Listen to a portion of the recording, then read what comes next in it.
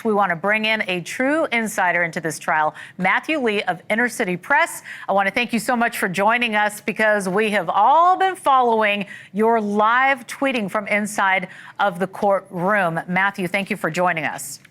Sure. Thanks a lot, Laura. I'm glad to be here. And before I get into the questions of the details of some of the testimony, I just want to explain to people, this is federal court. I've been down there reporting for News Nation. Our producers go inside, but we can't really communicate because there's no cameras and there's not very many people who can live tweet from inside, but you're able to do it. Why is that? Yeah, sure. At first, I want to say that there really should be cameras allowed in federal court. It's kind Agreed. of an anachronism. I think, particularly, there's even no cameras when there's no jury present. I think the idea behind the rule initially was that somehow people would grandstand for the jury, or it's a sort of a holdover rule that should be repealed. But that courthouse has like an in-house press corps. I wasn't initially in it. In fact, when I first went there, it was to cover like a UN bribery trial, and I was there every day, and I saw other journalists that had electronics, and I couldn't bring mine in, and I would run outside, like I guess you're saying that you do, like, and it was in the snow.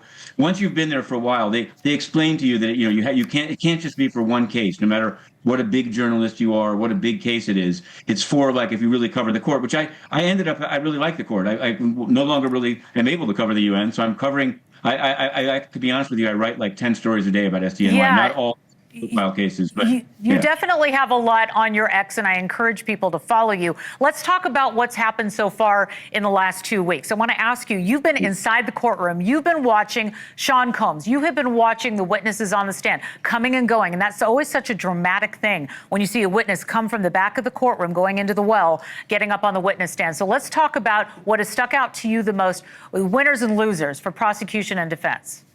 I mean, I think it's less. I'm definitely always interested in how, people's. I'm more interested in the jurors' faces. They're the ones who will ultimately be voting on guilt or innocence. But I think what people need to understand is this is not a normal racketeering case. Like I'm not saying that they're not going to be able to prove it, but I'm saying that there are a lot of racketeering cases which are basically it was a law created for the mafia, and it's since been deployed largely on drug gangs and things like that. So their difficulty, their burden here is to show that employees of Combs Enterprises and Bad Boy Records buying lubricant and cleaning up hotel rooms are the elements to make it that this was the entire enterprise was devoted toward servicing Diddy's seemingly, I think he would even abnormal sexual proclivities. So I don't know. It's that I think a lot of it's going to ride on that. I think that people hear the report. You see the CNN, the video that was put on CNN. It's actually not CNN video. It was video from the hallways of the Intercontinental Hotel, and it largely survived because one of the guards who did testify, for his own purposes, it was like on a screen in the hotel security office. He filmed it with his phone in order to show his wife. This video was shown to the jury, and it's terrible, but you have to step back and say this is not a domestic violence case. It's a racketeering, sex trafficking, and transportation to engage in prostitution case. The elements are there, but I'm waiting. I think he has 10 defense lawyers, and many of them are quite accomplished and did, for example, on the expert witness Don Hughes, this lawyer they had just brought in called Jonathan Bach, who's actually the husband of one of the other lawyers, his kind of appellate lawyer, Alexander Shapiro.